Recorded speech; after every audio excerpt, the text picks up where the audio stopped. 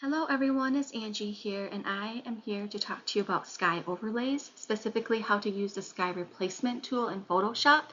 I am giving away 5 of my sky overlays, and I will show you how to add them into Photoshop so they're just preloaded for you anytime you want to use them. So here's their base image I'm going to use as a tutorial on how to use the sky replacement tool. As you can see, the sky here is just this basic boring blue. Just want to give it a little pizzazz. So you go to Edit, Sky Replacement, and then it will pull up the Sky Replacement tool, and it'll come, whatever ones are preloaded with Photoshop are the ones that will pull up. But you can easily add your own, which I will show you how to do that. So here in Photoshop, I think these are the standard ones that come. But then you can see I've added more of my own.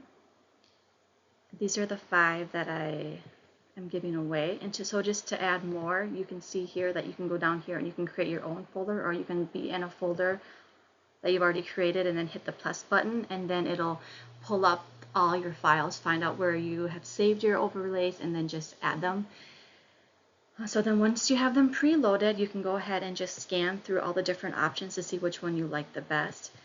This, for example, is this big puffy clouds, which gives it a lot of drama. It's already much better than that plain blue. I like to just go through and just try a bunch of different ones to see which one kind of gives me the feeling I'm going for with the image. Just test them out, play around a little bit. And I'm liking all of these, but I like the drama of this one much more than the other ones. I just like how the light coming in through the clouds is pointing directly at my subject here. And so once you decide which overlay you're going to use, then you can go into this panel over here and adjust any and all of these settings.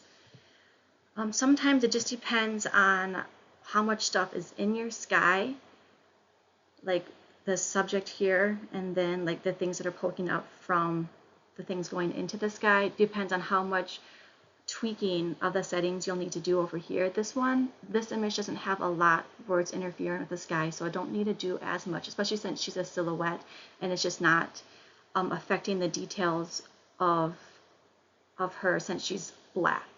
So the first thing I like to do though is just mess with these foreground adjustments first, and I usually take the foreground lighting all the way down, and then the color adjustment, I like to be in control of my color, so I don't let Photoshop tell me what the color is going to be. And then I will play around with like the edge lighting, and as you go you can see it's kind of affecting here where the edges are. So just play around with that, see what you like. The thing that matters the most up here is the shift and the fade edge when you're looking at things in the sky that you don't want affected by the overlay. So if you move the shift edge, you can see how like the clouds from the original sky are peeking through. So you just want to kind of play around with that to see exactly what or how you want the overlay affected. And then for the fade edge, if you watch, you can watch the subject to see how it's seeping in through her. And obviously I don't want the sky to affect her, to affect my subject as much. So just play around, see what you want. You can play with the temperature, the brightness, all these things you can control, and then you can flip it. So if I wanted the light rays to go the opposite direction, I could flip it. And then you can do the scale, you make it bigger, smaller, just until you find exactly the settings that you would like. And then once it's to where you want it, you hit OK, and then you come down in here in your layer, and you can see all these little different things that were going on at the sky replacement that Photoshop did for you instead of doing it as the old school way with an overlay that you just kind of pasted on top of it. Photoshop does all these fun things for you in individual layers. So you can go in here and tweak these if you'd like. Otherwise, you can just close the layer, and there you go. You just added a sky overlay.